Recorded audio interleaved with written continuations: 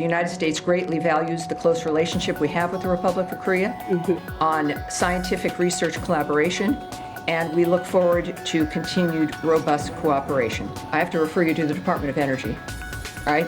So that's the Department of Energy designation. While expressing a desire to continue scientific cooperation with South Korea, the U.S. State Department declined to comment directly on the sensitive country designation, noting that the matter falls outside its jurisdiction. This response highlights a key feature of the U.S. federal system, where various executive departments operate independently, each playing a crucial role in its own domain. When it comes to diplomacy and national security, the two most prominent agencies are the State Department and the Department of Defense. The State Department is responsible for U.S. foreign policy and international relations. It advances America's national interests and security through diplomacy, managing a global network of 271 diplomatic missions. Its core mission is to promote international cooperation and sustain a global order aligned with U.S. values and leadership. The Department of Defense oversees the nation's military operations, including the Army, Navy, Air Force, Marine Corps, and Space Force.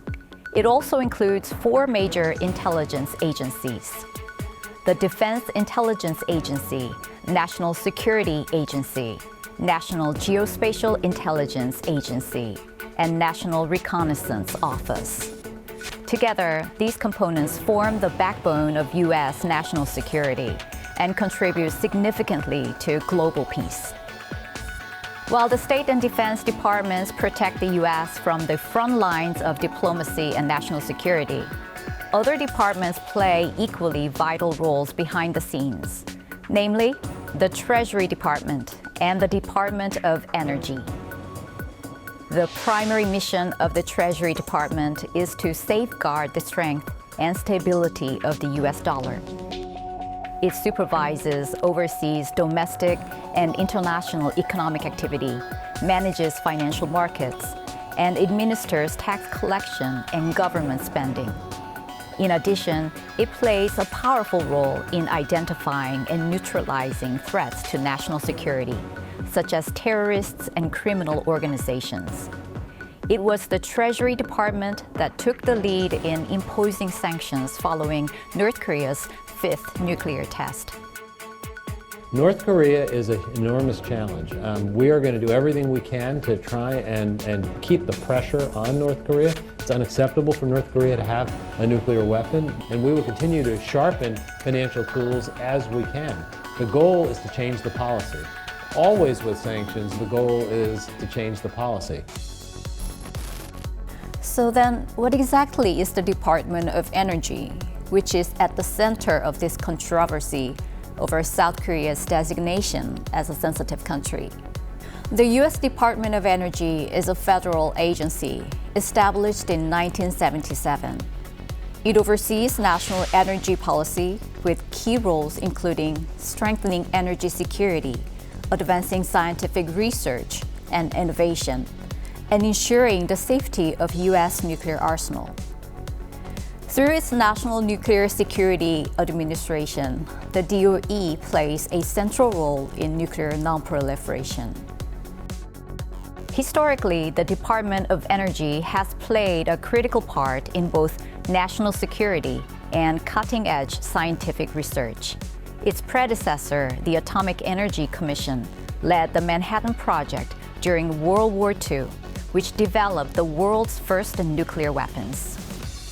During the Apollo era, the DOE worked with NASA to develop space exploration technologies. In the 2010s, it even succeeded in conducting subcritical nuclear tests using the world's largest X-ray generator, the Z machine, allowing for weapons testing without actual nuclear explosions. Given its role in handling highly sensitive technologies and research, the DOE manages a list of sensitive and other designated countries list based on considerations like national security, nuclear non-proliferation, regional instability, threats to economic security, and support for terrorism. At the center of this mission are export controls and research security policies. That means the DOE monitors not only countries suspected of nuclear weapons development, but also those that have violated export control regulations or are seen as a hostile to U.S. interest. The goal is to encourage international cooperation while preventing the misuse of sensitive technologies for illicit or adversarial purposes. Countries on the list are categorized by level of risk. At the highest level of the list is state sponsors of terrorism, which includes North Korea, Iran, Cuba, Syria, and Sudan. Due to concerns over nuclear programs and terrorism support, these nations face extreme restrictions on energy and nuclear technology exchanges. For instance, after the 2019 attack on Saudi oil facilities, the U.S. pointed to Iran as the orchestrator, prompting the DOE to take further action. President Trump has authorized the release of oil from the Strategic Petroleum Reserve, if that is needed, and my department stands ready to respond. Next, we have the mid-level classification for countries of risk, which includes nations like China and Russia. China is viewed as a country requiring special caution due to concerns over technology leaks. And as a result, cooperation in advanced fields such as AI and quantum computing is heavily restricted. In the case of Russia, regulations have been further tightened since the invasion of Ukraine, leading to the suspension of most collaboration in nuclear and energy-related technologies. At the lowest level of classification are countries referred to as other designated countries. This category reportedly includes India, Israel, Pakistan, and Taiwan.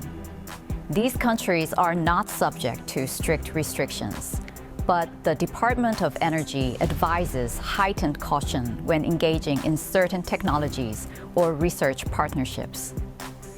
South Korea has been placed in this group, which suggests that the level of restriction will be relatively limited.